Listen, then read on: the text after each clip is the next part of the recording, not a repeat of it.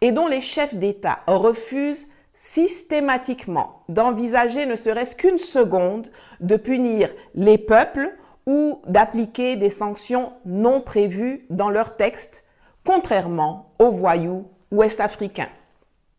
Et c'est ainsi qu'après s'être engagé à remettre le pouvoir aux civils, au plus tard 18 mois après son putsch, et à ne pas prendre part à l'élection présidentielle qui sera organisée à cet effet, Déby Junior devient un acheteur compulsif de costumes français et un visiteur assidu de l'Élysée.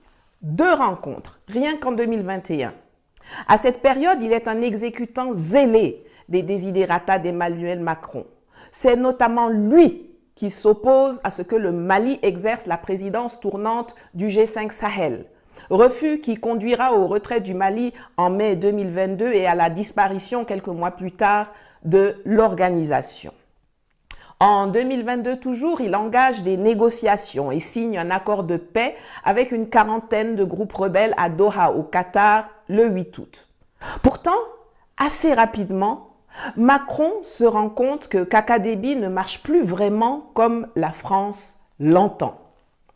Mais qu'est-ce qui a donc pu le pousser à devenir plus rétif envers Paris?